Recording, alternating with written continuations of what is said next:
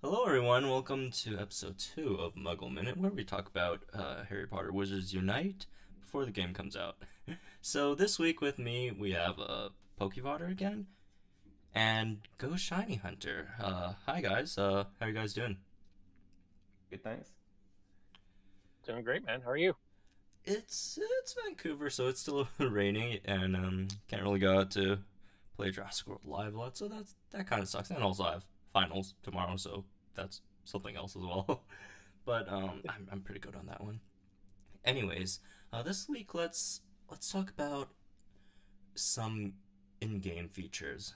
So last week we talked about a lot of mechanics like 5G or other stuff, but let's talk about gameplay this week. So first, let's talk about teams. In Pokemon Go, obviously we have our three major teams. We got Team Mystic, Team Valor, and Team Instinct. And they don't. I mean, I guess they're quite important, but at the moment, not so much in a PvP sense. And I'm pretty sure a lot of people are very attached to their teams. I've seen a lot of that online. But for Wizards Unite, what do you guys think? Teams or no teams? I think it's a little coincidence that they've put up three different ones in the logo. They've added Mm-hmm. that new in, that it's Ron, Hermione, and Harry. And I think they're pretty distinct teams that you could base the game on. Um, Otherwise, I'm not sure why they'd put them in there. And I think it worked all right in Pokemon Go. I think the teams don't play too much of a part. It's not like if you what you don't want is too much of like I'm Team Instinct, your Team Valor. We can't play with you in this area. Um, so I don't know if they'll kind of how they're going to make it, whether they're going to make them they really play a part in the game in their distinct teams, or whether they're just like that backdrop who just help guide you through it. The giving you a rating on the IVs. Yeah, Mm-hmm. there's a couple different ways that they could really go with this. The three wands could be kind of like Blanche and just kind of the mentors, if you will, if we're going to draw comparisons to Pokemon Go, with Ron, Hermione, and Harry, could kind of be the ones that are guiding your way, and maybe they all work for the Ministry, and so you choose a different branch that you're associated with. You could go like that. The obvious thing would be houses. I mean, you could pick four teams. I don't really know that that's a popular opinion at this point, though. I think most people feel like they're kind of going to go away from houses. And then the other thing is you could bring Ingress into this and say you have Team A and Team B, where one is trying Mm. to prevent everything, but the other is trying to undo, if you will, kind of say, it's not a bad thing for muggles to know what's going on. So I really think that when we start talking about teams, if there's even going to be teams, and something else that I haven't seen mentioned anywhere is maybe just alliances or guilds. I mean, there's a lot of different ways that they could go with this, and I think all of them in their own right could be very successful depending on what the gameplay. And I think once we kind of know more about exactly what gameplay is going to be like, I think it'll be pretty obvious how teams are going to be broken up. Mm-hmm. Yeah. So I mean, that's a really good point. We could have like alliances or guilds, but that would be, I think, quite it's radically different than the conception of teams like they have in Pokemon Go, which is more a global thing. Well, alliances and guilds, that's more of a it's more of a tighter, more private concept, I guess. You got a group of people. Like the limit is obviously lower, and people, I think, communicate more in guilds and alliances instead of, in a huge team like in Pokemon Go. Like you're not gonna Yeah, talk to every single Team Instinct person in the world. That's not gonna happen yeah, unless you're absolutely. Spark. But yeah, You're going to other lose than. that sense of community within your team, and Mm-hmm. it would be interesting to see. I think you'd have if it was like Grindelwald versus Dumbledore side of things in terms of wanting to expose magic to Muggles versus wanting to protect that. I think you would probably, I take a guess that you'd see a higher percentage of people going on the good side. Um, you just see what that split would be. But I think you might see that imbalance and how that could play out. It just kind of ruin the competition. Whereas if you do have, like you say, alliances, I think clans worked really well in a lot of the AR games that have come out so far because they do give you that you can communicate with people. That's good to interact.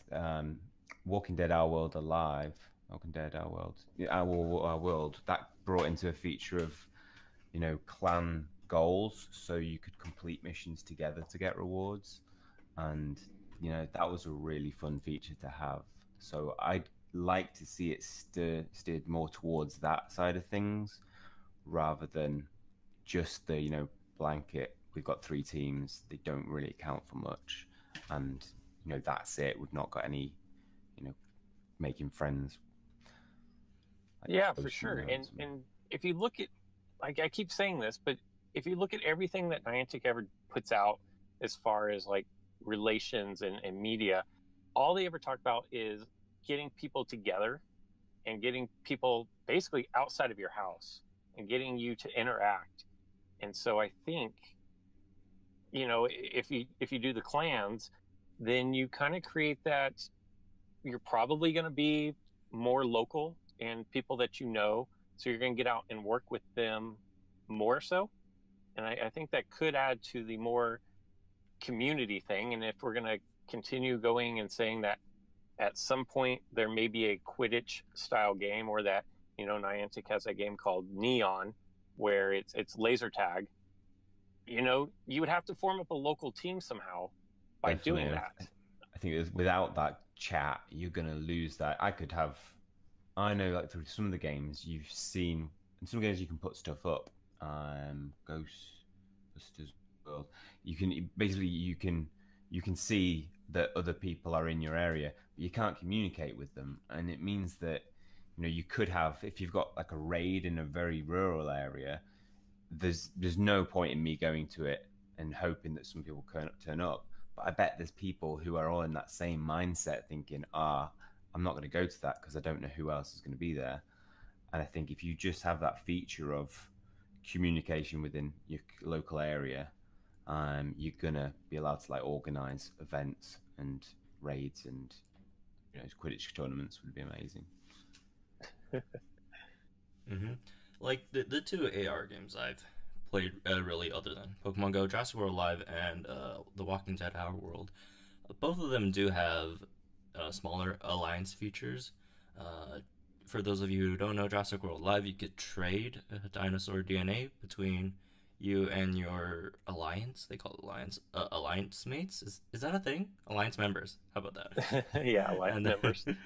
and then The Walking Dead Our World, you, as Dan has alluded to before, you guys have mission goals, and then you get a lot of really good prizes. The prizes are pretty overpowered. Um, Yeah, they're probably the best yeah. way of getting some of the best gear. hmm And you can also, there's flares. There's this flare thing in Mm, Walking Dead as well, where you could like kind yeah. of teleport to your what do they call guild members location? I have to keep on mixing these names in Yeah, these when you games. play so many different things, they refer Yeah. to it. It took me ages when I was playing Draconia's Go to stop referring to hmm them as a Pokédex or Pokemon. These are creatures in this game, and then when you start getting into like Pokemon is a Pokestop, and what is it in Jurassic hmm World Live? Something different. A Yeah, supply drop. supply drop. Supply Yeah. drop, yeah. Yeah. Yeah. So. But hmm yeah, go ahead. Go Yeah. ahead, So, Pokey. so a lot of these features in these games are quite. I'd say they're quite useful. They're more beneficial for the player than what we really have in Pokemon Go, I think. Pokemon Go is more. I think the teams, the bigger part of these teams are a sense of identity. I think the team identity is really important for Pokemon Go. But then for like the Walking Dead and Jurassic World, they have more practical goals that they want to get out of these alliances and guilds and such. Yeah, and speaking of Pokemon Go, really when the game launched, the whole point of the teams was who controlled the different towers, the gyms. And now with raid bosses and everything, you get a little bit of extra incentive if you're battling a raid boss at a gym that's controlled by your team. So, and you get a few more balls and a few more rewards by defeating the boss if you are on the team that controls the gym. So there's a little incentive there, but I'm not sure that it, other than just, yeah, I'm Mystic, or yeah, I'm Valor, or I'm the odd guy out, and I'm God, what's yellow? I forget. Instinct. Come on, we're not the odd one. There's really there's no reason to really care for the casual player. I don't know that the casual player really cares what team they're on, and going with, like Dan was saying, if you have the one side and the other, if it's just two teams, you could have a huge imbalance, and I don't know that would make for a great game. And I keep going back to it, but I really do think they're going to try to include Quidditch at somehow, some way in this. And in order to do that, it kind of only makes sense that you would have to know the people in order to coordinate when you're going to have Quidditch matches. So maybe use the 3 wands as your 3 leaders, but then within those, maybe there are guilds. Problem that you run into is you may exclude some of your friends unless those guilds can be all inclusive, if that makes sense. Yeah, so you kind of got like 2 sides of teams. You got the team in like the gameplay, but then when it comes to competitions, you can merge. Right. I think it would be good to have. I do like the individual. When Pokemon Go came out, what was nice, like I had a Valor T-shirt, and you could go out and somebody go, I'm Valor as well. And right. I don't know, there's something nice about that. You could immediately identify people on your team, and I think if they do go down that Ron, Hermione, Harry, they are distinct enough that you could identify people from your team if they have things associated with it. One of the things Draconius Go did, another AR game, is they did that the 1v1 kind of 2 teams. And what they found they just had red and blue team, and they had to ban people choosing the red team, and then people who came in later to the game could only choose blue teams to try and balance it out. Right. So I think there are ways you can work around any imbalances. And that might ruin some of the gameplay experience. I don't know that people would care, well, I'm red or blue, but if you really wanted to side with the wizards instead of the ones that want to let it go, that could really mess up gameplay. And I really feel like Niantic is all about keeping it casual. They want, and the way for the game to really succeed is for the casual player to get hooked into and kind of feel like they're a part of it, and not, well, I'm only on this because I had no other choice, if that makes sense. I mean, maybe they would balance it, but just looking at Pokemon Go, I don't really think they care too much about the balance, to be honest. Right. Like, just the ratio of like Mystic versus Instinct, it's kind of ridiculous. They didn't do anything about it. They're probably never going to do anything about it. I don't think so. If they do throw out teams, I'm not sure if they're going to balance them. Like, if they're just going to randomly give you one, you could always just re-roll for another team that you want. It's quite hard to balance them. So if they are, see which would be more popular out of the 3, Harry, Ron, or Hermione. I'm pretty sure Hermione's still the most popular one, right? Probably say, like, I mean, she's got a whole female following probably, and then some males still probably favor her because she's like probably the strongest. Yeah. That would be I think Ron would probably be the odd one out. I think heavy Hermione and heavy Harry, and then Ron would kind of be the people who just wanted to go against the flow.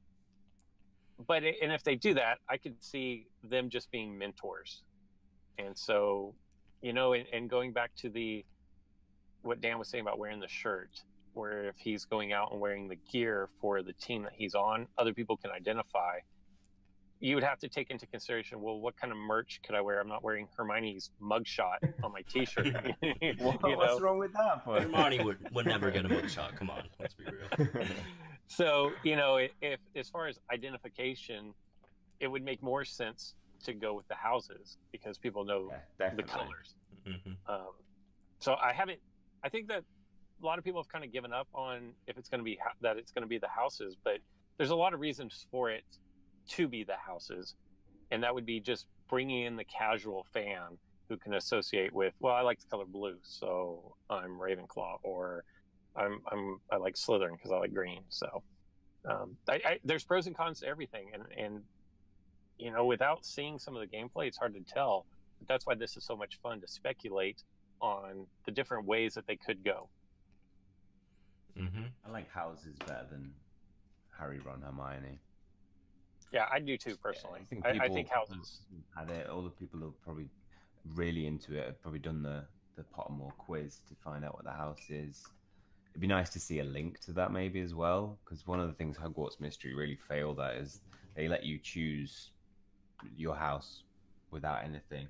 And all they could have done is just put a simple link to Pottermore, and you would have felt like it was, you really enrolled and your choices mattered. So if they did that, I think that would work really well. Yeah, no, I think that would be really cool. If everybody got the experience when you first logged on, if you got the experience of the hat telling you which house you're in, I think that would be pretty cool. Yeah, but then we're going to have a bunch of Hufflepuff players, and then people won't like that, and they're going to reroll and look for guides online on how to get into Slytherin or Gryffindor. True. Unless your answers didn't really matter and it was all randomized. But then, of course, people could always re-roll. But like I said, I don't think the casual fan will care. The hardcore fans are going to care. They're like Posey is going to want Slytherin. Yeah. So he's going to re-roll until he gets the one that he wants. But I think the casual fan will be like, wait, what's Hufflepuff? I don't even remember this one. But, okay, cool. It must be one of the houses. Yeah. Mm-hmm. I actually think the Harry, Ron, Hermione, the gap between the balance of the three teams probably would be smaller than the houses. I think Fodder's kind of throwing Ron under a bus. There's quite a few people. Are you saying you want a mugshot of Ron on your shirt?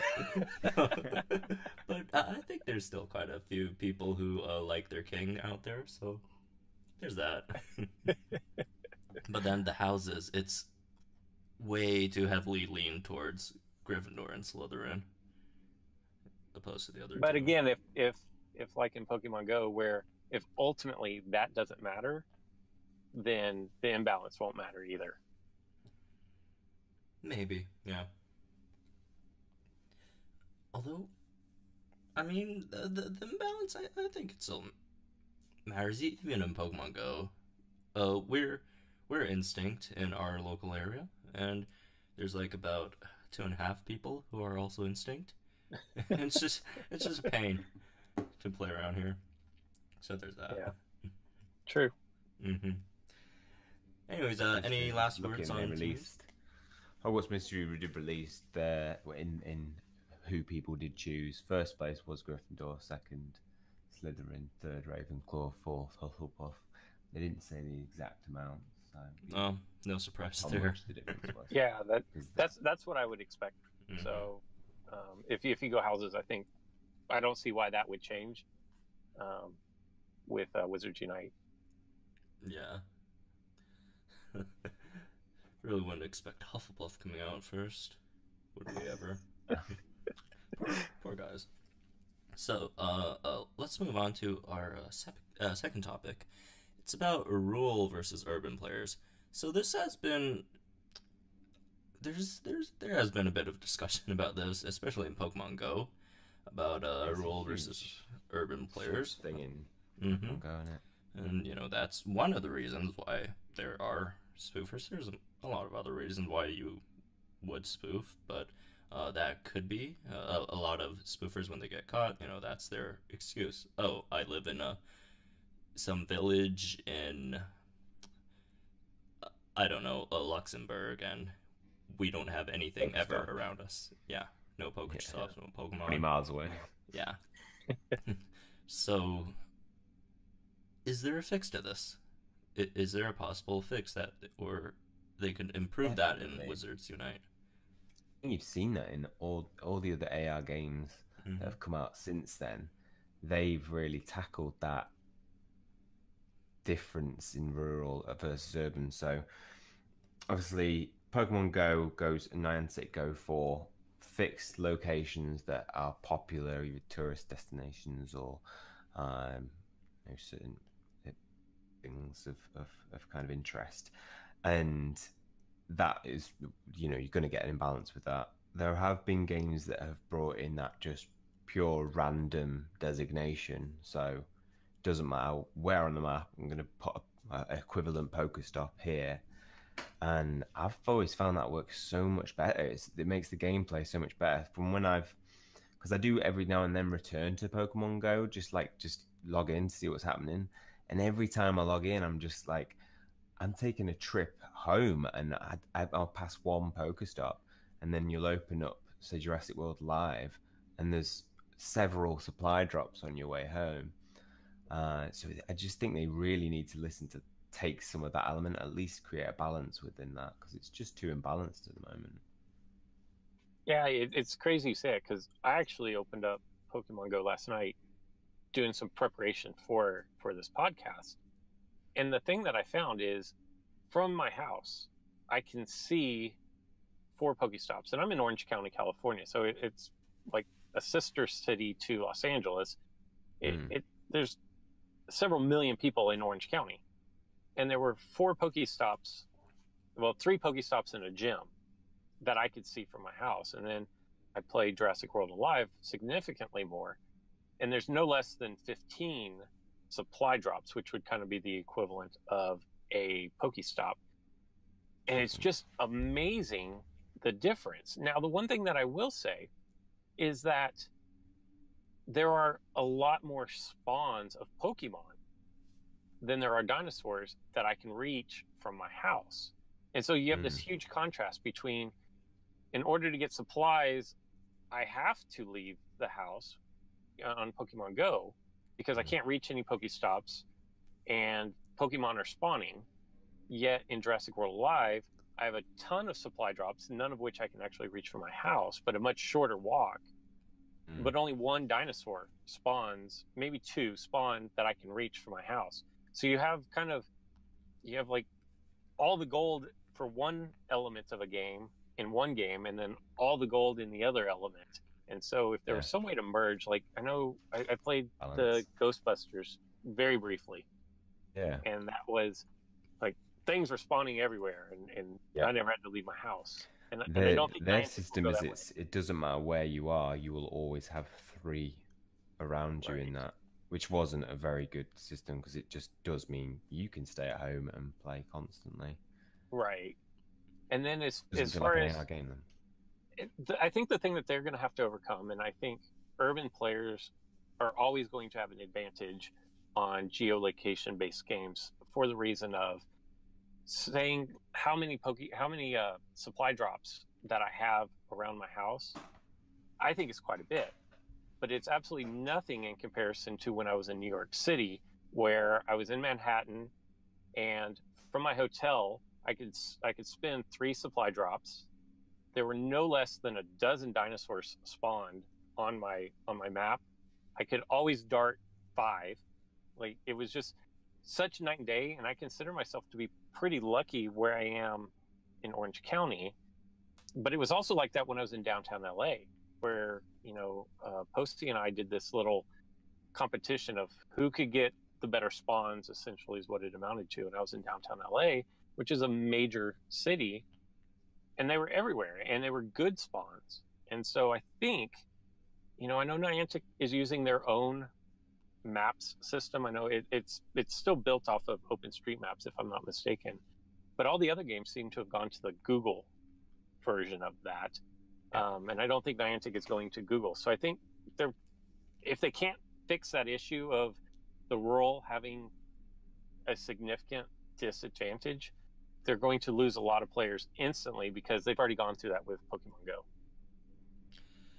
I actually think you're giving Pokemon Go a bit too much credit there because, yes, Pokemon Go does have a lot more spawns than Jurassic World Live usually, but the quality of Pokemon Go spawns in comparison to Jurassic World Live really is quite different. Like in Jurassic World Live, what we have a almost what 10% spawn rate of a rare dino, and Hmm. usually all the rare dinos that pop up are good, are useful, or at least they could be useful in the future. But in Pokemon Go, if you really want a good quality Pokemon spawn, that's quite difficult. Like, sure, there Yeah. are a lot of Pokemon spawning, but first you need to get the Pokemon you need out of the almost 500 Pokemon available out there, and then you need to get one that's of a certain range of IV, which is quite difficult. And then, Right. for some people, they want, or at least a lot of people, they want the shiny Pokemon, which also has a really low chance of spawning. So it's quite. There is a lot of Pokemon spawning. Last time I went community day, Chikorita, they were spawning like crazy, but it Yeah. was really hard to get a quality spawn out of those. I think back when I was playing, if you looked at the scanners, like there was always just one spot where a Dragonite would spawn, and it would not spawn anywhere else. And so, if I didn't go to the city, I would never get a Dragonite spawn. Um, and then you could see there were set locations where certain types only spawn. So if you were just in a crappy location, you would get plenty of spawns, but the quality wouldn't be good. Right. And that is the other element of that is the quality. I don't I don't know if people would be too mad if nothing spawned, but when it did, it was great. Um, Mm-hmm. I don't know if people would be that upset. I think they might get a little bored. But then this is also, we're predicating all this on saying that Wizards Unite is going to have something that spawns, and I think we all agree that, Yeah, that that's true. going to be a key element to the game. But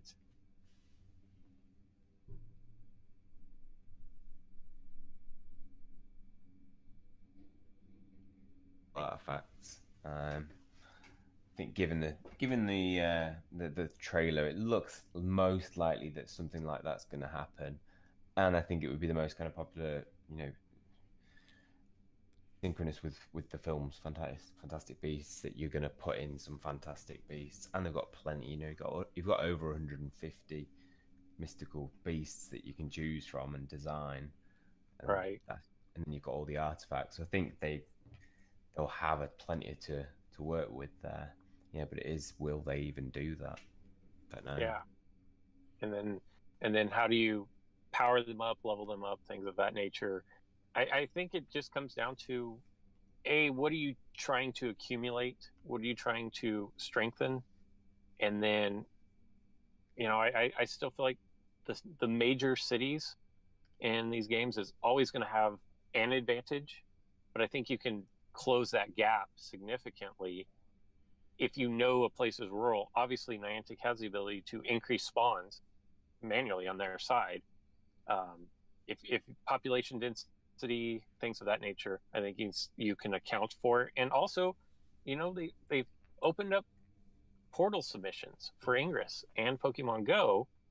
And so if they're going to continue to use those, I personally see no reason why they wouldn't. They already have all that Yeah, I code. think they have mentioned that it will follow similar sites to Pokemon Go. So I think, can't remember, but I read it in an article. I think that Yeah. somebody involved in it did say that they were going to have similar locations to Pokemon Go, but it makes sense why they're trying now to make up for that rural urban gap by people submitting things. The only problem is I don't have any nice artifacts to present. I'm tempted to I'm tempted to, if it comes out, I'm gonna build I don't know, just random art piece or get a giant rock, put a plaque on it and say, take a picture. This is this location. That's the dream, isn't it? Getting a Pokestop on your house. Oh, that'd be great. Mm-hmm. Yeah. I So. think other Mm-hmm. other other games have definitely. I think they can learn a lot from other games. That little things have made it more accessible for rural players. Like Ghostbusters World, they've added this feature where you can submit, you can lay one Pokestop equivalent in any location you want. So that's quite nice because you do end up with one on your house. Or Our World, Walking Dead, Our World has the element of flares, so it does mean that you can reach those interstate places from your clan mates. And one of my favorite was one it was in Draconius Go. Their AR game had you could build, so it had magic spells, so you got runes throughout the day through collecting them from Pokestops and from random encounters with wild creatures, and you could cast spells with help from other people as well. So you could use their runes, and you could either cast like a certain type of pillar. So that's what they're called, pillars in that game. And so you could cast say like a water one, which will only attract water ones for so long. It lasts 30 minutes, and you couldn't cast loads because you're limited by your runes. But what I'd do then is I'd go out into the city, collect loads of runes, have a good day playing with that, and then when I come back home, I could still play, still set up some pillars. So I think they've got a lot of things that they could, work a way around it. I think it's just really key that they get that balance between rural and urban, because it does make players turn away, and you can see why people spoof. I don't think it is a good reason, a good excuse to, because you can travel to cities sometimes. But I think it's going to be it'll be interesting how they address that balance. I think it's definitely an issue that a lot of people will want fixed. Well, in Clash and Go, I know that Dan played that for a hot second. I played it for a hot second as well. They actually had a currency where you could spend a currency to put a stop anywhere you wanted. Most people put it either on their house or their work. But then people could, if you bought into that system, then you could vote on being allowed to move things around. That kind of opens another door for currency use that I don't know Niantic wants to get into. But, there's always that option where you could buy a stop and then people in your town could vote on it or whatever as far as adding. And then if you have a good player base in your town, they're not going to feel ostracized if they're able to put in a few stops. You guys could, when the game comes out, everybody's going to drop them right away. But then there will be numerous around. Obviously, you run into safety issues because if there's a stop at a house, you're going to assume that person plays the game. But I think there are definitely ways around it that you can learn, and hopefully they've taken note of some of those things. Yeah, definitely. A lot of these AR games do it quite well, and Pokemon Go is kind of. It seems like a lot of these AR games in general are learning from a lot of Pokemon Go's. I wouldn't say mistakes, just missteps, I guess, and they're all improving upon that. And I'd be surprised if Wizards Unite doesn't do the same. So hopefully, it's gonna be better than what they have in Pokemon Go. And while we're on this topic, let's quickly just talk about regional spawns. Pokemon Go has regional spawns, and I don't like them. I don't like them. I don't want to go to England to get a Basilisk. I might want to go there to visit Dan, but I just don't want to spend $1,000 flying over there to get a Basilisk. People did that, didn't they? Yeah, people did that. They travel to, and imagine you travel the world, spend like thousands of pounds to get to all these different locations, and then you hear like the next week, this week we're bringing in trading, so you can just trade for it now. You'd be a little bit like, oh, I wasted money on that travel. Yeah. I think they definitely could bring in regionals, because some of the Fantastic Beasts are technically region specific, like Nundu, I think, is African, and so you could see some of those things happening. So I think the Thunderbird is from Arizona, if I remember from the film. Yep. So you've got things that could be region specific, but yeah, I didn't like it. I didn't like the fact that for the first, was it year even, that Farfetch'd, Kangaskhan all eluded my perfect Pokedex apart from those. Yeah, so the collector and everybody is going to be upset. But I think that adds such a unique element to the game, that I'm going to be the odd one out here. I'm going to say I kind of hope there is some incentive to going out somewhere new and picking up a regional exclusive. And it's not going to be for everybody. Like, not everybody is going to be able to travel. And at some point in time, if the game is successful, I imagine everything will become available. But I think kind of the memory that you create, and I think that's what has kept so many people attached to Pokemon Go, is the memories that they've created playing the game. Definitely agree with that. That's what AR games really should be about. My best experiences have been when I've been out and gone to new places or even my local area. There's a technique on Draconia's Go which I'd hope they employ, which they had like these treasure hunts where each week you'd get a piece of a map that you get from different pillars, and it builds one location that's within your area. And I've visited locations in my area that I didn't even know existed. I've been chased down by cows trying to get my treasure, and thinking, oh my God, is it worth it? No, I'm still going to do it. And you're right, though, the exclusivity could bring that element of, it does create those really big memories for you when playing a game, I think. Well, just think about the content that you're going to be able to create if you're being chased down by cows out in the field. Exactly, that's it. Yeah, that's when I wasn't recording, and that's when I was thinking, like, this would be fun to record, but like, I don't know if I'd actually get attacked by they'd all stampeded right at me, and I just had to jump over the fence. Yeah, I'd rather get out alive. Yeah. Oh, it was worth it. I think I got one of the things that I wanted, so it was just even better. So yeah, I do think region exclusives do add that element to. They force you to get out to get things, and I do think where some AR games have failed recently, like Clash and Go, I was really excited for that, but it just didn't have a strong enough AR outside element. And right, Pokemon Go, their egg system was probably the best thing that they had in the game, because it meant you had to get out and walk.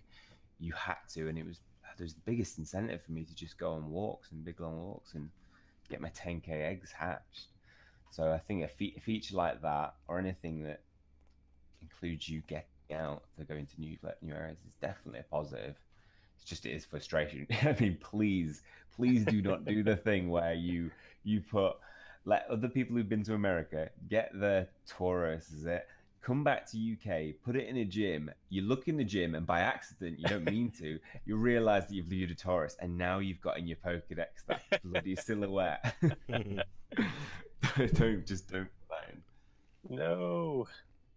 Yeah, I definitely think I think the exclusives, I think, are a reason to go out and get something different. If I know, Jurassic World Alive has habitat zones or locals, and there's 4 of them plus parks, and you're really not going to see any park spawns in a neighborhood. So it forces you, if you need a certain DNA to create a hybrid, you have to go to a park basically to get any kind of sizable amount of that DNA. And I think, if you're not going to do exclusives to regions, exclusives to areas, I think is a must to get people out. Mm-hmm. I could live with exclusive to areas, but I don't know. I still don't want to fly all the way down to Australia to get whatever. So, but it'd be a great vacation. It would if I wasn't also in school and stuff. But we had a local in our local Pokemon Go group spent $15,000 just flying around the world getting Pokemon. Like that. Wow. That sounds really fun. He's been to like a lot of cool places. Yeah. But I need to $15,000 first. Right, and that creates. Pokemon Go is not necessarily a pay-to-win type of game. Mm-hmm. And I know Jurassic World Alive gets accused of being pay-to-win because you can speed up progression. And yes, you can speed up your progression in Pokemon Go, but I think the bigger pay to win is those who can't afford to travel and get these Pokemon that you wouldn't be able to get here in the United States. Like I could get Taurus, but I had no chance of getting Farfetch'd unless I went to Japan. But that also, at the same time, if I'm passionate, and let's make no mistake, Harry Potter has a huge passionate following. If I'm passionate about this, then it might be worth me saving up for a year to take a vacation to Japan, somewhere I probably would never visit. But I'm going there, A, for a vacation, but under the disguise of I'm going there to pick up this exclusive for a game or a franchise that I'm passionate about. And so when you think of it that way, it's not, when I spent $15,000 on Pokemon Go, it's Pokemon Go made me go explore somewhere really cool that I probably never would have been. And I think that's where the regional exclusives become pay to win because it costs several thousand to get there. But it's more about the experience for me. Yeah, definitely. It would definitely bring a great experience to the game. It would. But even in local areas, it means, like I was paying when I was I was off work for a year whilst I was recovering from a virus, and I spent probably £5 every day on just getting on my bus, being on the bus and going into the city. I'd go in like 5 times a week, and so like you still do have to pay to play in that element. But yeah, I think it'd be interesting to see if they do bring regions. The problem is the regions. There's so many different beasts from different regions. If they go along that line, that it's gonna be interesting which ones they pick to do that with. For sure. Well, one more slight downside, I guess, to regionals is that it does encourage more spoofers, I guess. But spoofers generally they're gonna spoof either way. But if they really can't get to somewhere, they're just gonna teleport over there, which kind of sucks as well. But yeah, I mean, Thingy's cracking down on that though, aren't they? So hard.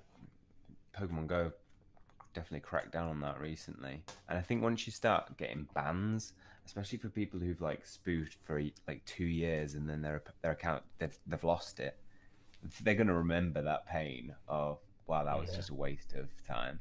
So hopefully that will deter people, and I think if you put mechanics in that mean that you don't need to spoof with that balance of rural and urban, I think it will detract from people doing it, hopefully. I think, like I said in the last one, I think somebody's always going to look for a competitive advantage, but if you can keep the casuals out from even getting started, because right away, Jurassic World Live did a ban probably 3 months into the game, and they gave everybody notice, like, if you're spoofing, we know, and we're going to ban you. And then it was several weeks later, here comes a big ban wave. I think you'll keep the casuals from wanting to do it, and so I think people will be like, you know what, I actually like this franchise, I like this game, it's a good product, I'm just going to play legit instead of risking losing all my progress. So I think you can kind of deter that a little bit. And Niantic has the reputation right now of dropping the ban hammer. And so I feel like a lot of people will test it. And if there's quick and swift action and it's firm action, I think that'll stop it pretty quickly. And like I've said before, you're never going to stop it completely because there will always be people looking for an advantage. Yep. So that said, we actually talked a bit more about spoofings in our last episode. If you want to listen to that part, it was quite sad. Spoofing's always a touchy subject. We don't really, a lot of people don't really want to touch on it too much, but it's a thing. It's gonna happen, and hopefully they would find ways around it, I guess. Or I don't think that's really fitting of a phrasing for Niantic. It's more fitting for the spoofers, but oh well. So we're closing on 40 minutes, so I guess that's all the time we have for today. Thank you guys for tuning in. Thank you, Dan and Fodder, for coming on, and we'll see you guys next time.